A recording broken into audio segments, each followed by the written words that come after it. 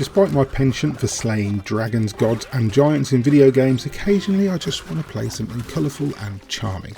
Although crucially these games are not necessarily easier than those other ones I mentioned. But as with the case of Crash Bandicoot 4 It's About Time, which hit PS4 last year, sometimes they land right when you need them to.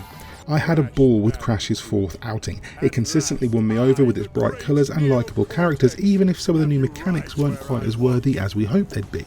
The time travel element, for example, was really just an excuse to have you run sections of certain levels multiple times and added very little to the game, but the platforming was on point throughout. Now playing on both Switch and PlayStation 5 pretty much side by side, I can see the benefits to both versions, and it's actually difficult to strongly recommend one over the other, but I'm going to focus on the Switch version primarily here, as it's the one with the most differences to the original release. On the Switch though, things are more noticeable. Obviously it lacks the graphical clout of PS5 or even PS4, and so even in handheld mode, It's About Time is not as nice to look at. It runs slower too, although I never suffered any actual slowdown. It just isn't consistently hitting the same frame rate as the PS5 version. Crucially, it plays well enough that lounging on my couch with the Switch in handheld mode has become my preferable way to play. I mean, lounging on the couch is my preferable way to live in most situations, so that's not much of a stretch. But Crash Bandicoot 4 It's About Time is just one of those instant fun games that the Switch is kind of made for.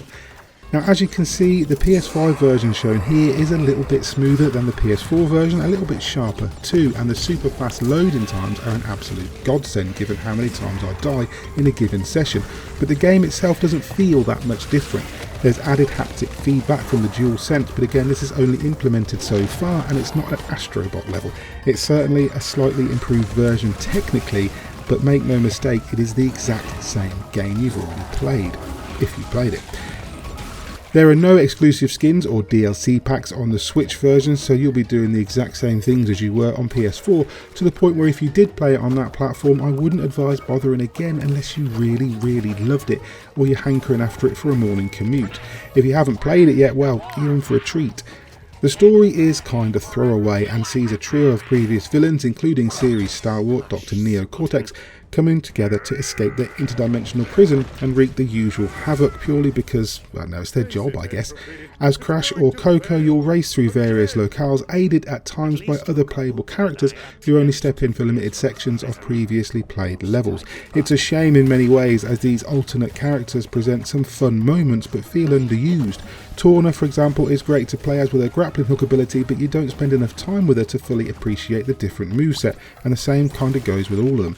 Ultimately, Crash Bandicoot 4 It's About Time on Nintendo Switch is a slightly less polished version of a very good platformer, and the trade-off is the ability to kick back and thrash it out on the couch, bus or khazi. Seems like a pretty fair trade to me, particularly if you skipped it on PS4 for whatever reason.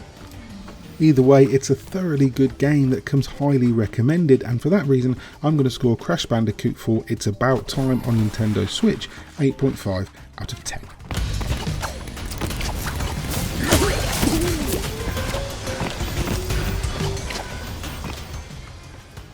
Well, I hope you enjoyed my review of Crash Bandicoot 4 It's About Time on Nintendo Switch. Are you going to pick it up on Nintendo's console, or have you already got it on PlayStation 4? Are you after the PlayStation 5 version? Are you not even going to bother?